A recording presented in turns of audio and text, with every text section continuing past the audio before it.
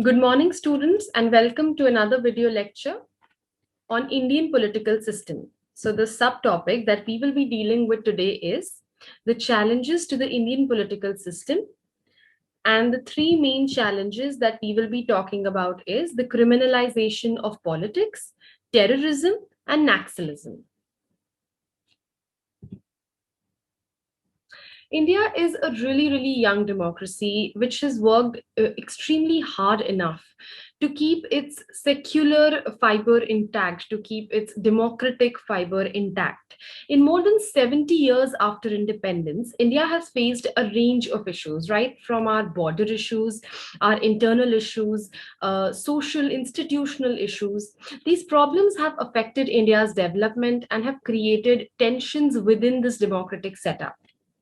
So, looking at the first issue at hand, which is criminalization of politics.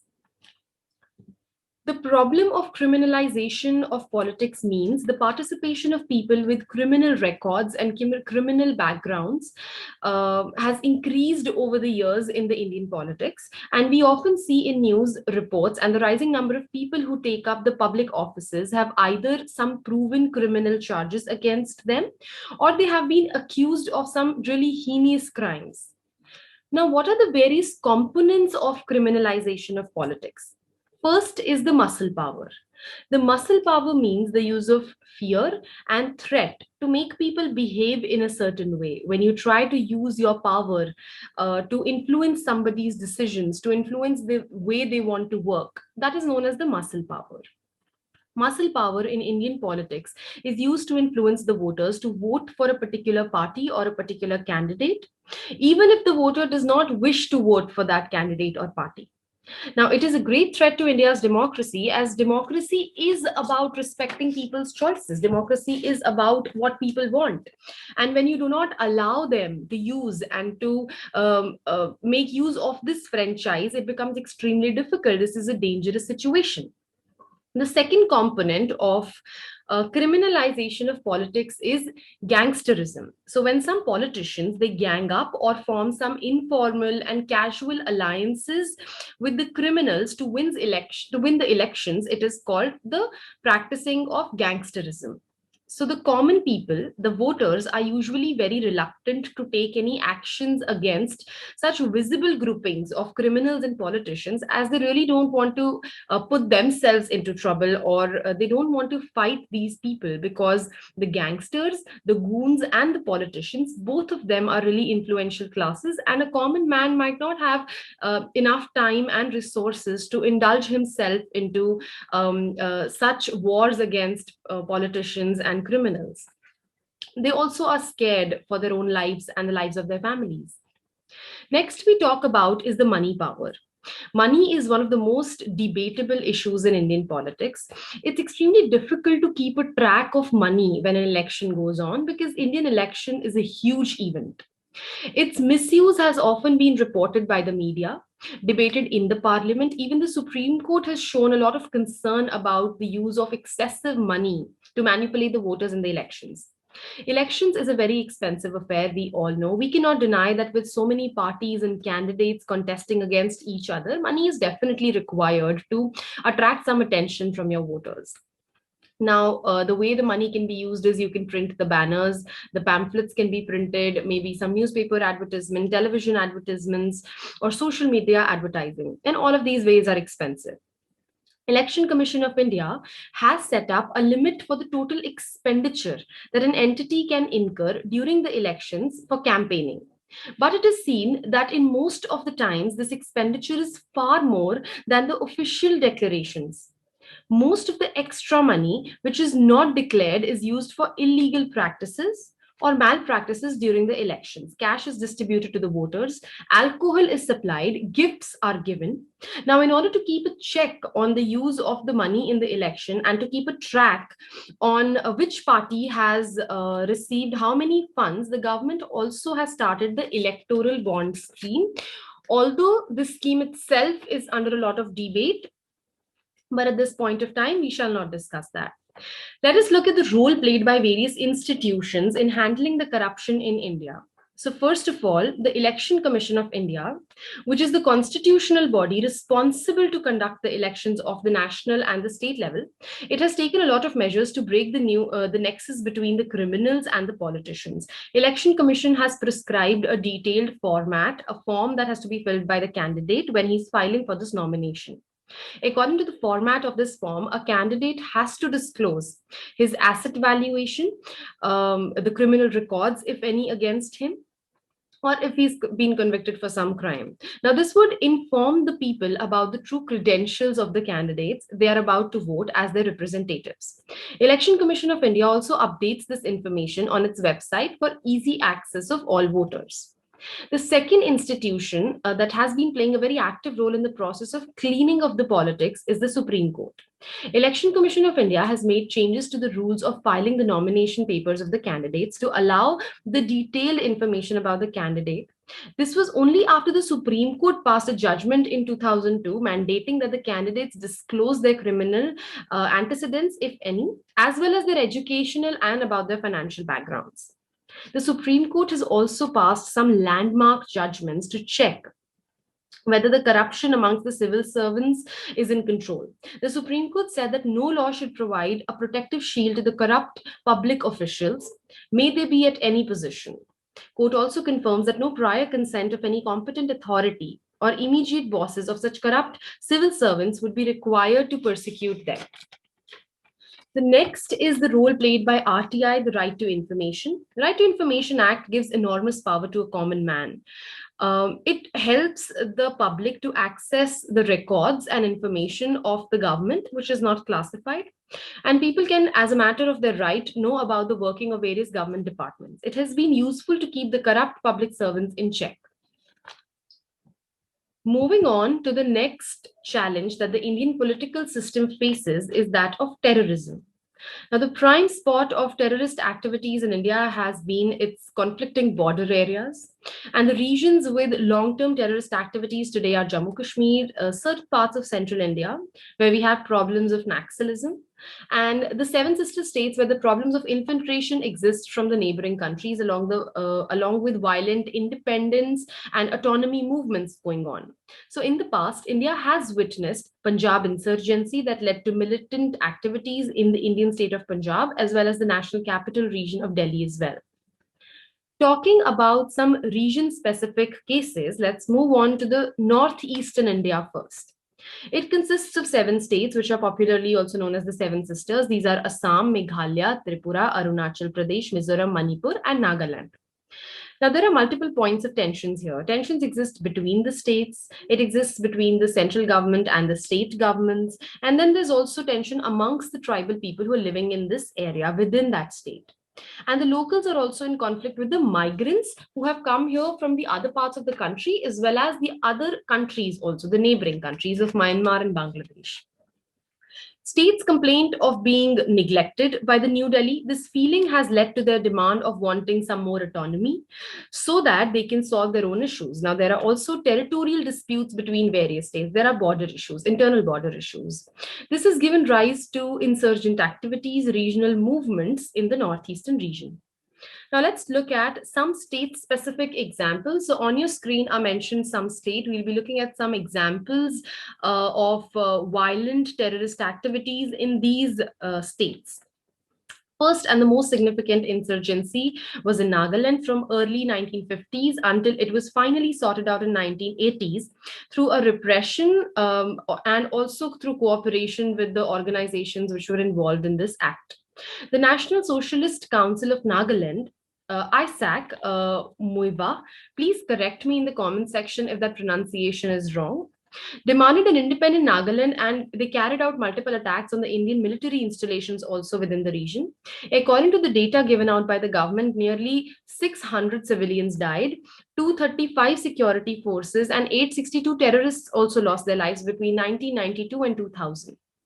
On June 14th, 2001, a ceasefire agreement was signed between the Government of India and the NSCN, which was the Nagaland ISAC Muiba, which had by this time getting a lot of support from the Nagaland people. Even the terrorist outfits like Naga National Council, Federal, and the National Council of Nagaland, Khaplang, also welcomed the development of the signing of this agreement. The next example, we move on to Assam. Assam is the most volatile state in this region of Northeast.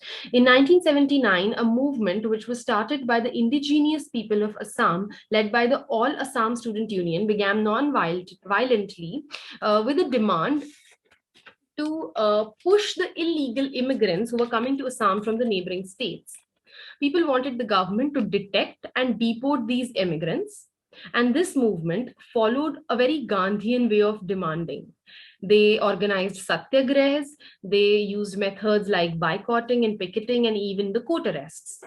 But in 1983, an election was about to be conducted in Assam, and the movement leaders opposed this election as a site of protest.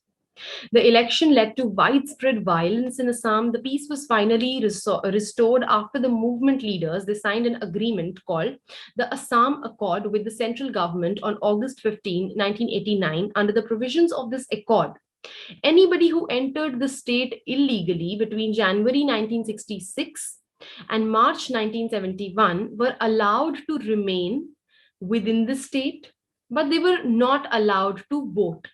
They were disenfranchised for about 10 years. While those who entered Assam after 1971, they would be taken to their country, they would be pushed to their country back, they would be deported. Coming on to the next example, that is Tripura. Now, Tripura witnessed a surge in the terrorist activities in about 1990s, and there were a lot of infiltrations from the Bangladesh borders. After an agreement between the New Delhi, the state of Tripura, and the Tripura Tribal Area Autonomous District Council, the area under the council was increased, and a little more autonomy was given to that area. After this movement was brought under control through certain rebel factions, they still existed. So even after this agreement was signed and the situation was under control, there was still a lot of rebel factions that existed in the state. Talking about the next state, that is Bihar. Although terrorist attacks are not considered to be a very major issue in this state, the existence of certain groups like the CPI, Marxist-Leninist People's War, MCC, Ranveer Sena, and Balbir militias is a major concern. Now, they frequently attack the local policemen and the politicians. Presence of such groups, coupled with the poor law and order situation, has resulted in the increased menace of these militants in the area. Bihar has seen many massacres by the caste groups and the retaliatory actions by other groups also. So as we did talk about Punjab in the beginning, let's look at the complete picture. Moving on to Punjab now. During 1970s, the Green Revolution made the Sikh community economically very prosperous. Sikh community, like other minorities in India, felt the need to protect and preserve their culture. They wanted to have an identity that is distinct from Hinduism. The insurgency, it started rising in Punjab in 1980s when some notorious elements turned this movement on a violent course and demanded Khalistan as an independent nation state. Now you have to understand there's no problem in taking pride in your own identity. You can absolutely do it, to be proud of your language, your culture, your eating habits, the way you dress. It's absolutely fine and it is rather appreciated. But when your need to having an identity of yourself makes you to push the country to separate you and make you a separate country as a whole, that has a problem. These are secessionist movements where you're demanding independence from your parent country. So this becomes problematic, and this was something which was happening in Punjab at that point. Now, this movement was led by Jarnail Singh Bhindranwala, who was a very young, charismatic, successful preacher. Under his leadership, militancy was used to stress on the demand. When things went out of hand in 1984, Operation Blue Star was conducted by the Indian government under the leadership of Mrs. Indira Gandhi to stem out the movement. The Operation Blue Star involved attacking Bhindranwala and his followers, who were heavily armed and had fortified themselves within the boundaries of Golden Temple in Amritsar.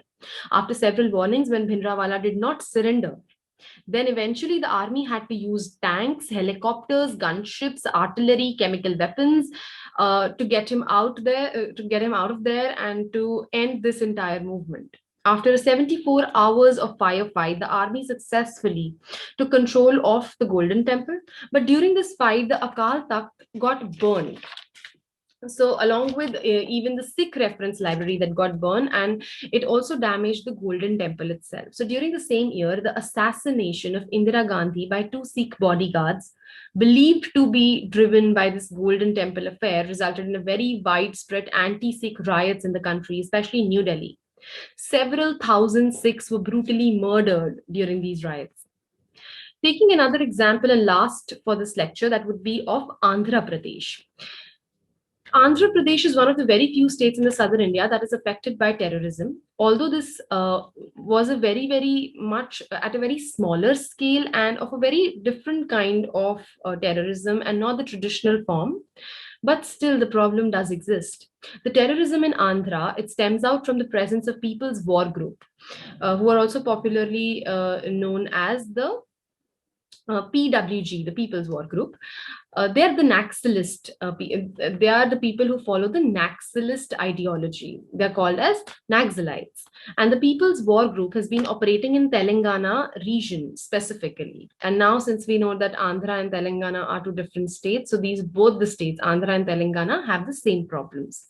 This group is also active in Odisha and Bihar, and this organization is a Maoist terrorist organization. Its main focus is on fighting for the labor rights.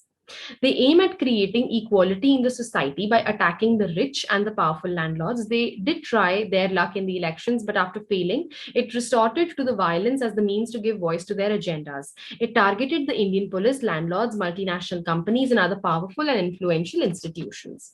Finally, talking about the problems of Pakistan. Now, there's a problem with Pakistan because we, as a country, have been opposing the policies of Pakistan because they've been sponsoring the terrorism in India. That is what the Indian intelligence agencies accuse Pakistan of. So, sponsored terrorism in Kashmir, the Indian intelligence agencies, they blame the Pakistani government and the Pakistani institutions for radicalizing the youth in the state of Jammu Kashmir. Pakistan claims that Kashmir is theirs after the separation from India in 1947. So, this problem has been standing here since very long. Since 1947, Pakistan has been demanding the possession of Jammu and Kashmir. It uses the instrument of terrorism to compel India to settle the disputes on Kashmir. Pak funded the terrorist activities have now not just been confined to Kashmir, but we have seen the impact of such activities even outside the state. Events like the attack on Indian Parliament in 2001 or the serial train blast in Bombay 2006, Mumbai, and also the Mumbai terrorist attack that was one of the most bloodiest attacked in the history of Indian terrorism was the 26/11. It has shown some persistent attempts by the terrorist outfits operating from Pakistan. Recently, Indian government has bifurcated Jammu and Kashmir and Ladakh into two different and separate union territories to bring the situation of terrorism in control and to shift back our focus to the developmental agendas in these areas. Moving on to our third problem, that is the Naxalism. So, another problem that puts our democracy to danger is Naxalism. It is the greatest threat to the internal security of India. Naxalism is a political ideology which is followed by some extremist communist groups. The followers of this ideology are called Naxalites. And in India, Naxalites are a communist guerrilla group under the influence of Communist Party of India, Maoist. The term Naxalism is derived from a very small village in the Siliguri subdivision in Darjeeling, West Bengal, named also as the Naxalbari village. It's a tribal area. The Naxal Management Division of Government of India describes Naxalism as left-wing extremism. The Naxalites want to destroy the current Indian political system and replace it with a state based on the leftist ideology, and particularly the Maoist ideology. Since the Communist Party of India is the flag bearer of the Maoist ideology in India, it is important we look at its history. So, to look and to understand how the communism rose, We need to understand the party, which was one of the main reasons why communism came to India. So the party was established on 26th of December 1925. Its institution was inspired by the Great October Socialist Revolution of 1917 in Russia. The idea behind the revolution was to overthrow the exploitative capitalistic regime and establish the dictatorship of workers in Russia. At this time, Indian National Congress was a dominant political force in the country, and CPI, which was formed years after the October revolutions, was still at a very, very infant stage. Even after independence, Communist Party was not able to gather very popular support amongst the voters. But the state assembly elections of 1957 in Kerala was the turning point for the Communist Party. The Communist Party won the elections and came to power in Kerala. During the 7th Congress of Communist Party of India, which was held in Calcutta from October 31st to November 7th, 1964, the Communist Party of India split into two factions. The new party that was formed after the big split was named as the Communist Party of India, Marxist. It became a dominant force in the West Bengal and Tripura politics. The CPI Marxists celebrated 25 years of their governance in West Bengal in 2002, as it was in power since 1977.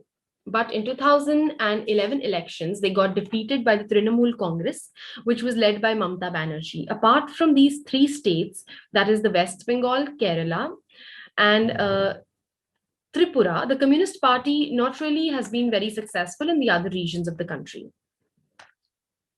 Now, coming back to the principal topic that we're discussing now, that is Naxalism. The first major event, so we'll be talking about some major events, some major acts of violence committed by the Maoists and what were their impact. The first major event in which we saw the Naxal movement rising was in 1948, Telangana struggle. Some villages in the southern Andhra were organized into communes as a part of the peasant movement, which came to be known as the Telangana struggle. So the demand for the Indian Revolution on the lines of Chinese Revolution was growing at this time. In 1967, a group of rebels under the leadership of Charu Majumdar decided to form a separate organization and wage a violent war against the exploitative landlords and to protect the poor farmers and families. The rebels under Majumdar launched a peasant uprising at the Naxalbari village of Darjeeling district in West Bengal. And this attack was launched on the landlords and their goons who had captured the land of a tribal youth. The rebels were under an impression that since the CPI Marxist, the Communist Party of Marxist, was in power in Bengal, it would support them. So they believed that the government with the communist ideology would always encourage their act to implement communism in practice. But it was not the case. CPI led the United Front government. It cracked down on the violent protesters, and in about 72 days of the rebellion, a police sub-inspector and 9 tribals were killed. The Congress government at the center supported the actions of CPI. The incident offended the tribals, and the Naxalism movement was born as a war against not just the landlords now, but also against the government. At this time, a new party named Communist Party of India, Marxist-Leninists, so CPI-ML, was launched on the birth anniversary of Lenin in 1969, and Charu Majumdar was elected as the secretary of the Central Organizing Committee of this party. Charu Majumdar got arrested in Calcutta in July, and he died in the same month in the Lal Bazar police lockup. In 1980, carrying the legacy of Majumdar forward, Kondapalli Sitaramaya formed the People's War Group, which was later banned in Andhra Pradesh. Naxalites have shown some sympathy towards the Dalit movement also since the very beginning. So an All India Dalit conference was held in Amravati in 1980s to show the Naxalite support to Dalit groups in Maharashtra. After Indira Gandhi's assassination in 1984, Naxalites even tried to influence the Sikh youth towards their ideologies, but this attempt did not prove to be very successful for them. CPI Marxist-Leninist, CPI-M and L, recorded its first electoral victory under the Indian People's Front banner. A Naxalite candidate was elected as a Lok Sabha member from the Ara constituency in Bihar for the first time.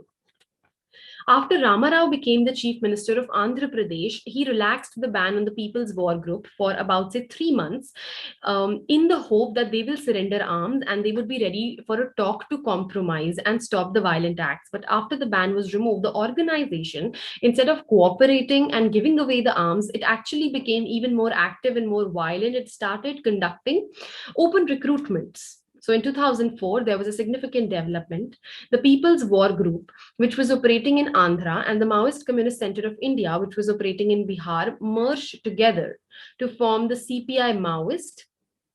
And CPI Maoist is one of the major left-wing extremist outfit responsible for most incidents of violence and killing of the security forces, and has now even been included in the schedule of the terrorist organizations along with all its formations and front organizations under the Unlawful Activity Prevention Act, the UAPA Act of 1967. Let us see and let us visit some of the major incidents that I was talking about, where the Naxalites have been really violent and what has been the impact of such incidents. The first incident that I can recall at this point is the attack on Chandraprabhu Naidu in October 2003. Chandraprabhu Naidu, who was the chief minister of the state and also the chief of the Telugu Desam party, was going to Tirupati on the 1st of October. The attack was carried out by a special team of Maoists at the foothills of Tirumala. He had a very narrow escape. A few minutes of delay in triggering the bomb by these Maoists could save his life. 2004, an incident in the Koraput, over 1,000 Maoists attacking Orissa's district headquarters town of Koraput was reported, and they looted about 200 sophisticated guns and other weapons, which were a total worth of 50 crore rupees. And they also looted the 5 police stations in the area and the Koraput jail and even the superintendent of police, SP's office. Another incident took place in 2005 in the Jehanabad when the Maoists attacked the jail and freed nearly 375 prisoners, including 130 Naxalites. They issued a statement claiming the responsibility of the attack and even said that it was their responsibility to free the innocent people from the jails and to try the real culprits in the people's court. In a similar incident, in 2006, in the Udaigiri, more than 500 Maoists lashed with the arms and ammunitions to attack the Odisha State Armed Police Camp in the Gajapati district of Odisha, killing 3 policemen. They successfully freed around 40 prisoners. Another Naxal attack was conducted in the Dantewada district of Chhattisgarh in 2006, which killed about 25 people. In 2007, a member of parliament from Jharkhand Mukti Morcha party, Sunil Mahato, got killed in one of such violent attacks by the Maoist. He was shot dead while he was watching a football match at the Bakuria village near Jamshedpur in Jharkhand. Similar attacks were also carried out in the Rani Bodhi village, the Darbha Valley, and other regions. In 2007, the son of Jharkhand's then CM, Babulal Marandis, was killed when Naxals attacked on a cultural event which the CM's son was attending. So there have been many unfortunate incidents, but as of now, we're discussing just these. If you are able to get hands on some more incidents like these, you're more than welcome to mention them while you write your examination. Looking at the strategy of the Naxalites and what has been the government of India's approach to counter these strategies. So Government of India has created a separate Naxal Management Division on October 19, 2006 under the Home Ministry to handle this problem in a very effective manner. This division is dedicated to managing and monitoring the left-wing extremist situations. The division also coordinates the implementation of various development schemes of the ministries and departments of the Government of India in the left-wing affected areas. While Pranab Mukherjee was the finance minister of India in 2010, he had expressed his views saying the Naxals are political elements who want to capture power and are exploiting the sentiments of tribal to achieve their own very selfish political motives. Arundhati Roy, who has spent some time with these left-wing extremists in the Naxal affected areas, said that 99% of the Naxalites are tribals. We should not forget that all the tribals are not Naxalites. And the Naxalites are fighting against the big corporations and the MNCs to get control over the natural resources which once actually belonged to them. She blames the government for not involving the tribals while allowing these MNCs to use their natural resources. Explaining the strategy of the government of India, the Home Ministry issued a statement saying since 2001 to 2012, about 5,772 civilians, 2,065 security forces have been killed by the Maoists in different parts of the country in different violent incidents. Majority of the civilians who are killed by the Naxalites are either tribals who are branded as the police informers and are brutally tortured and killed. It is the underprivileged who get affected the most. Naxal ideology has radicalized the youth population in these districts. Younger generation has incomplete information about the Maoist ideology, and they have very wrong conceptions, misconceptions about the work that these Maoist organizations are doing.